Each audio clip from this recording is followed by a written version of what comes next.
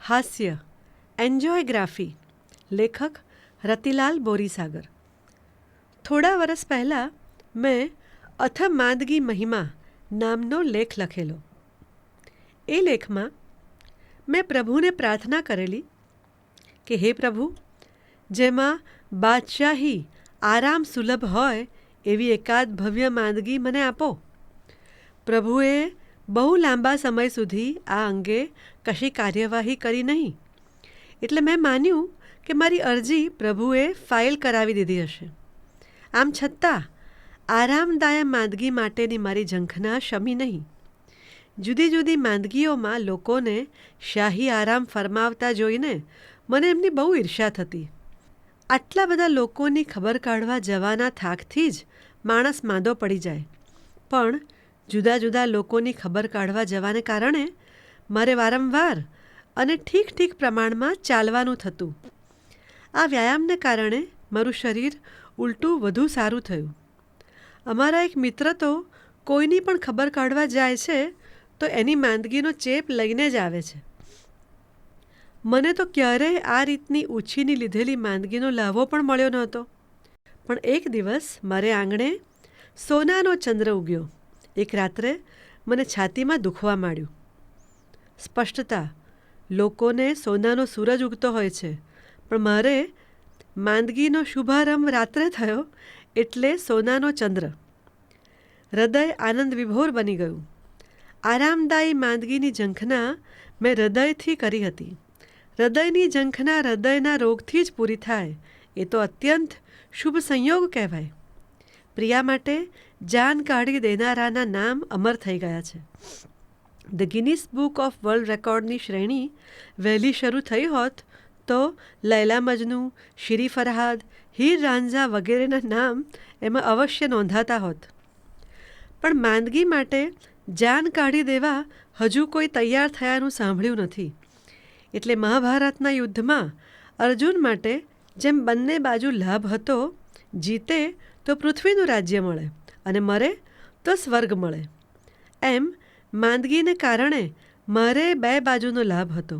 હૃદય રોગના હુમલા પછી જીવી જાઉં તો જિંદગીભર બાદશાહી આરામ મળે, અને એમાં ખપી જાઉં તો પ્રિયાને ઝંખતા પ્રેમીની પેઠે ઝંખીને માંદગી મેળવનાર તરીકે the Guinness book of world રેકોર્ડમાં મારું નામ અમર થઈ જાય.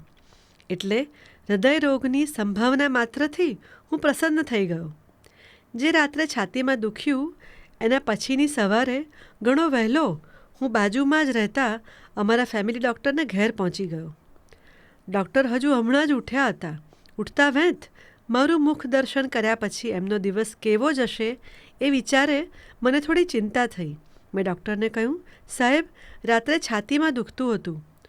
જો કે બહુ દુખતું હતું એમ કહેવું એ સાવ સાચું નહોતું, પણ વિશેષણોનો ઉપયોગ કર્યા વગર વાત કરવાનું મને ફાવતું નથી.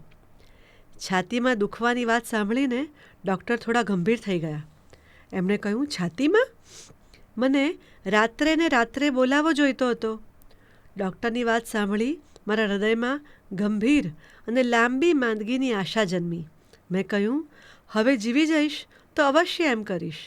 આમાં મરી જવાની વાત ક્યાં આવી એ ડૉક્ટરને સમજાયું નહીં. પણ એ અંગે વધુ કશું ન કહેતા એ બોલ્યા, ચાલો આપણે દવાખાને જઈએ. તમે મારા સ્કૂટર પર બેસી જાઓ. હું સ્કૂટર લાવ્યો છું. મેં કહ્યું, ના, હવે જ્યાં સુધી પાક્કું નિદાન ન થાય ત્યાં સુધી સ્કૂટર નહીં ફેરવવાનું. તમારા સનને મોકલીને સ્કૂટર મંગાવી લેજો. દવાખાનેથી રિક્ષામાં ઘેર જજો. ડૉક્ટરે વધુ ગંભીર થઈને કહ્યું, શુભ શકુન દિશે મધ્યાહ્ન શોભશે, વીતી ગઈ છે રાત. એવી કવિ નર્મદને ગુજરાત વિશે થઈ હતી એવી લાગણી મને માંદગી વિશે થઈ. કાયમ હડિયાપાટી કરતા રહેવાની કાલ રાત્રિ પૂરી થઈ ગઈ છે, અને હવે આરામનું મધ્યાહ્ન શોભશે એવી આશા આપતા શુભ શકુન મને દેખાવા મળ્યા. દવાખાનું બહુ દૂર નહોતું, એટલે દવાખાને પહોંચ્યા પછી ડૉક્ટરે મને ટેબલ પર સુવડાવ્યો અને ગંભીર મુખમુદ્રા સાથે એમણે તપાસ આરંભી. પહેલાં મારું બ્લડ પ્રેશર માપ્યું, પછી સ્ટેથોસ્કોપ મૂકી મારા હૃદયના ધબકારા ઝીલ્યા. પછી છાતીમાં જુદી જુદી જગ્યાએ દબાવ્યું. અહીં દુખતું હતું, અહીં અહીં. કોઈ વાર મને લાગ્યું કે ડૉક્ટર જ્યાં દબાવે છે ત્યાં દરેક જગ્યાએ મને દુખતું હતું, તો કોઈ વાર એમ લાગ્યું કે એમની એક પણ જગ્યાએ દુખતું નહોતું. આ પરિસ્થિતિમાં કઈ જગ્યાએ દુખતું હતું અને કઈ જગ્યાએ નહોતું દુખતું એ નિર્ણય કરવાનું મારા માટે અત્યંત કઠિન હતું. આમ છતાં ડૉક્ટરની મહેનત સાવ એળે ન જાય માટે 2:1 પ્રમાણમાં મેં હા અને ના પાડી ક્રમશઃ.